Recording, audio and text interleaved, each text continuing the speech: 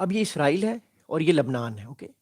जो हिजबुल्ला इस टाइम वो सदरन लबनान वाली साइड पे, इस इलाके में हिजबुल्ला की फोर्सेस बैठी हुई हैं सारी, ओके।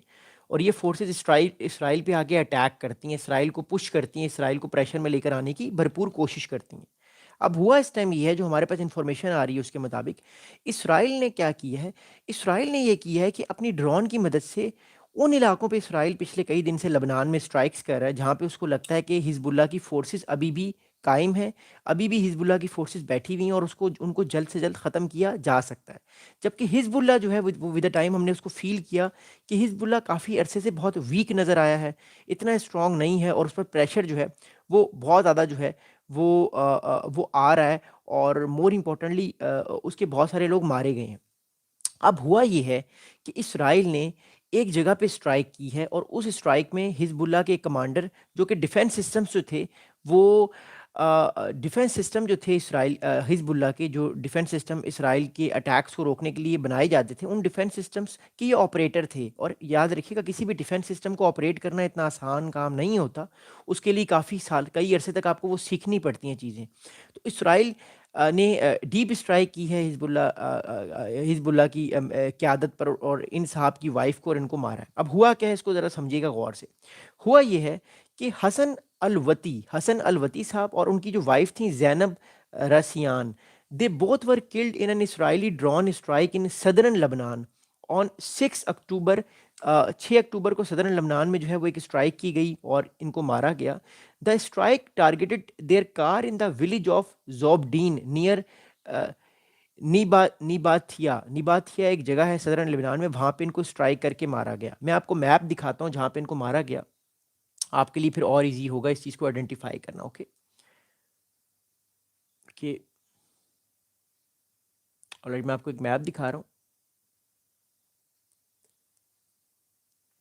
ओके। ये मैप देखिएगा, गौर से समझने की कोशिश कीजिएगा इस मैप को, ओके। ये मैप आप लोग देख रहे हैं, ये लबनान का मैप है, ओके। इस जगह पे स्ट्राइक की हुई है, इस जगह पे अल नबाती है, इस जगह पे स्ट्राइक की है, यहाँ पे इस जगह पे इसराइल ने डीप इनसाइड जाके अपना जो है वो भेजा है ड्रोन, और ड्रोन ने जाके यहाँ पे स्ट्राइक करके उनको मारा गया। So that what it is. So ये एक बहुत बड़ा इशू है जिसकी वजह से स्ट्राइक की गई है और लोगों की बहुत सारी डेथ्स हुई हैं इस सारे मामले में। सो इट शोज़ कि कितना ज़्यादा जो है मामला ख़राब हो सकता है, कितना ज़्यादा मामला जो है वो आने वाले टाइम पे हमें लग सकता है कि इस तरह की चीज़ें जो है वो ख़राब होती हुई हमें नज़र आ सकती हैं लबनान में। और लबनान की मिनिस्ट्री ने भी इसके बाद ये स्टेटमेंट दी है। अब इसराइल के जो ड्रोन्स हैं इस टाइम, वो पूरे के पूरे जो है वो लबनान पे उड़ते हैं, और लेबनीज़ जो डिफेंसेस हैं they are not much stronger, और उनकी वीकनेस की वजह से वो ईजिली इन चीज़ों को नहीं कर पाते सही तरीके से, और उनको नुकसान बहुत सारा पहुँचाया जाता है। अगली बात को सुनिएगा मोर इम्पोर्टेंटली। अब अगली बात ये राइट नाउ कि जो ये साहब थे, हसन हसन अतवी साहब थे, हु इज़ एन इंजीनियर, ये एक इंजीनियर थे, who was reportedly blinded in a pager blast last year, and his wife lost her right hand. The couple had two sons who were killed during the 23-24 Israel air bombing on Lebanon. अब मसला ये, जो हसन अलवती साहब हैं, हसन अलवती साहब के साथ एक बहुत बड़ी ट्रेजरी हुई थी। हसन अलवती साहब के साथ ये ट्रेजरी हुई थी कि इनके जो दो बच्चे हैं, इनको इसराइल की बमबारी में 2023 और 24 में इसराइल ने लेबनान में बमबारी की थी, उसमें ये मारे गए थे। और हसन अलवती साहब जो हिजबुल्लाह के एयर डिफेंस सिस्टम्स को कंट्रोल करते हैं, उन पर काम करते हैं। और इनको पेजर अटैक में, आपको याद होगा पिछले साल बहुत सारे जो पेजर्स ये जितने भी हिजबुल्लाह के ऑपरेटर्स से ये यूज़ करते थे, वो पेजर्स फटना शुरू हुए, जिसमें इन सब लोगों की डेथ्स हुई और बहुत सारे लोग ब्लाइंड भी हुए। तो उस पेजर के बाद ये ब्लाइंड हो गए थे, अंधे हो चुके थे, ये देख नहीं सकते थे। लेकिन क्योंकि इनको ऑपरेशन करना आता था, एयर डिफेंस सिस्टम्स जो हिजबुल्लाह ने रखे हुए हैं, तो इसलिए इनको यूज़ किया जा रहा था। बट राइट नाउ अब इनके हालात बहुत ख़राब हैं और ये बहुत बीमार थे, लेकिन इस बीमारी में भी इसराइल ने उनको नहीं छोड़ा और इसराइल ने उनको फारिग कर दी। अगली बात सुनिएगा। अब लबनान की जो हेल्थ मिनिस्ट्री है उसने रिसेंटली एक स्टेटमेंट दी है, वो मैं आपको सुनाता हूँ।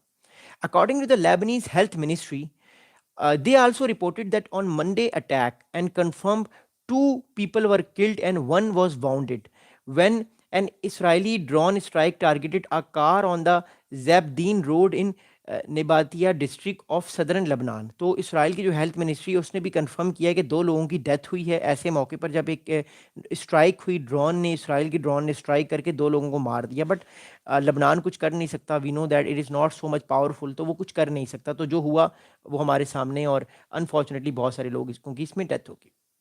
अब अगली बात सुनिएगा और समझने की कोशिश कीजिएगा, अगली बात और भी बहुत इंपॉर्टेंट है। देखिए अगली इंपॉर्टेंट बात ये है कि एज़ ऑफ नाउ जो हमारे पास इन्फॉर्मेशन आ रही है, वो क्या इन्फॉर्मेशन आ रही है? हमारे पास इस टाइम जो इन्फॉर्मेशन आ रही है उसके मुताबिक आने वाले दिनों में जो है वो और ज़्यादा जो है वो मामलात जो हैं वो ख़राब हो सकते हैं लबनान में, क्योंकि इसराइल रुक नहीं रहा। इसराइल हर उस आइडेंटिटी को रिमूव करने की कोशिश कर रहा है जो कि इसराइल के इंटरेस्ट के ख़िलाफ़ काम कर सकती है या करेगी। तो इसराइल ठोक देता है, इसराइल फ़ौरन से उन पर अटैक करके उनको एलिमिनेट कर देता है। अगली बात सुनेगा, अगली बात यह है कि about 4,000 people were killed in Israel's attack in Lebanon since the November 27 2024 ceasefire agreement was sign. तो पिछले तकरीबन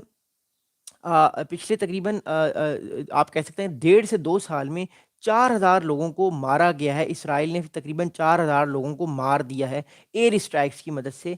और F-35 वो यूज़ करता है, आपको ऑलरेडी मामला सारा F-35 का पता है कि वो उनको यूज़ करके अटैक करता है और इन लोगों को मार देता है। अब अगली बात सुनिएगा, अब एक लेबनीज़ एक पॉलिटिकल एनालिस्ट है, इनका नाम है हसन दूर साहब। हसन दूर साहब ने क्या किया है? हसन दूर साहब has posted a surveillance camera captured in the raid on Zabdeen along with his equivalent tweet after the massacre, which summed in the consensus on all decent people anywhere. The enemy waited for Hassan Atwi wife until she reached in the car and targeted her, so she was murdered along with him. This enemy has surpassed the limits of violence and desperate with his criminality. अब बात यह है कि हसन अतवी साहब और उनकी wife को मारा गया, तो एक बहुत सारे लोगों ने ट्वीट की और उनमें से एक पॉलिटिकल एनालिस्ट भी थे हसन दूर साहब। हसन दूर साहब ने कहा कि देखो दुश्मन ने जो है वो एक औरत को मार दी, एक नहती औरत को मार दी, जबकि वो नहती औरत जो थी वो तो उसका तो कोई कसूर नहीं था, लेकिन दुश्मन ने उसका इंतज़ार किया। तो नैरेटिव पेश करने की कोशिश की जा रही है कि इन लोगों के साथ अच्छा नहीं हुआ, गलत हुआ। अब मोर इम्पोर्टेंटली जो लेबनान की हुकूमत है वो बेसिकली हिजबुल्लाह को डिसआर्म भी करना चाह रही है। देखिए बात इस टाइम ये है कि जो हिजबुल्लाह है वो इस टाइम इतना स्ट्रॉन्ग नहीं है जितना वो स्ट्रॉन्ग पहले था। उसकी वजह ये है कि ईरान भी वीक हो गया है। ईरान जितना ज़्यादा वीक होगा, हिजबुल्लाह भी उतना ज़्यादा वीक होगा, एंड फाइनली क्या होगा, हिजबुल्लाह को ख़त्म कर दिया जाएगा। अब अमेरिका की ये डिमांड है लेबनान से कि हिजबुल्लाह को जितना जल्दी हो सके डिसआर्म किया जाए, और जितना जल्दी हिजबुल्लाह डिसआर्म होगा वो फारिग होगा, उसको नुकसान में होगा।